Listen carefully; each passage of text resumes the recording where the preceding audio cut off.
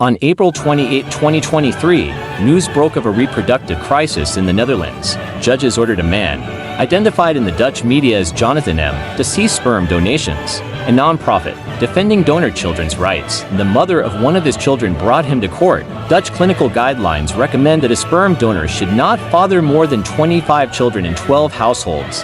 However, the court found that Jonathan M. had fathered between 500 to 600 children since he began donating in 2007. Judge Thera Hesselink stated that the court prohibited Jonathan M. from donating his semen to prospective parents, and from advertising or joining organizations that connect donors with prospective parents. Violations would incur a €100,000 fine. Eva, the mother of one of the litigated children, expressed gratitude for the court's decision, stating that her children deserved to be left alone. Jonathan M. had also supplied semen to a Danish facility called Cryos, which distributed it globally.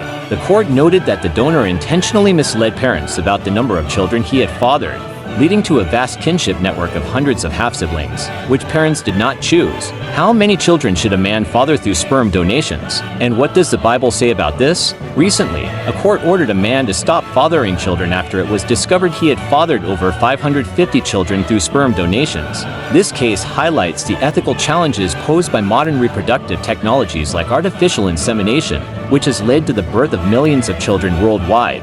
Similar cases in the United States have also raised concerns about genetic relatedness and inadvertent consanguinity. Issues of informed consent and transparency are significant, as some sperm donors mislead parents about their prior donations. Biblical perspective on the number of children in sperm donation. The Bible does not specify the number of children a couple should have. Many biblical figures had numerous offspring, but specific numbers are often not mentioned. Examples include 1.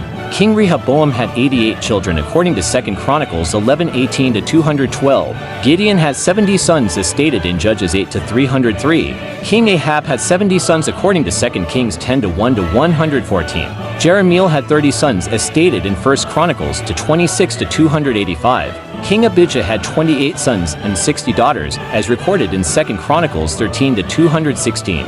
King David had 19 sons and 1 daughter. 2 Samuel 3 to 2 to 5, verse 13 to 16, and chapter 5 13 to 16. While the Bible does not directly address sperm donation, it emphasizes the sanctity of human life and sexual purity within marriage. Procreation is viewed as a blessing from God, and most Christians have varying opinions on the ethics of sperm donation based on their interpretation of biblical teachings. Some argue it violates the natural order of procreation in marriage unity, while others see it as a means to help infertile couples. Adultery, defined as voluntary sexual intercourse between a married person and someone who is not their spouse, is condemned in the Bible. Luke 16:18 states, "Whosoever putteth away his wife, and marrieth another, committeth adultery, and whosoever marrieth her that is put away from her husband committeth adultery." In this context, adultery could be interpreted as a married man's semen being used to impregnate a woman other than his spouse. Ethical concerns and reproductive medicine.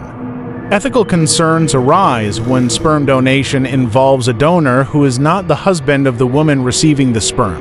Questions about parenthood and the sanctity of life come into play. For instance, in 2018, a case involved a woman who unknowingly used her grandfather's sperm donated decades earlier to conceive a child. This child was genetically related to both her father and her husband, raising issues about genetic disorders and emotional impacts on the child. Legally, using a donor's sperm without explicit consent raises questions about reproductive rights and the donor's legal responsibilities. The sperm donor grandfather case mentioned here illustrates the complex ethical and legal issues in reproductive medicine and underscores the need for ethical guidelines in conformity with biblical principles. What is the relevant Bible principle here? On no justification should a woman use any man's sperm other than her husband in the process of conception. It is tantamount to the sin of adultery to use another man's sperm in getting pregnant of your child.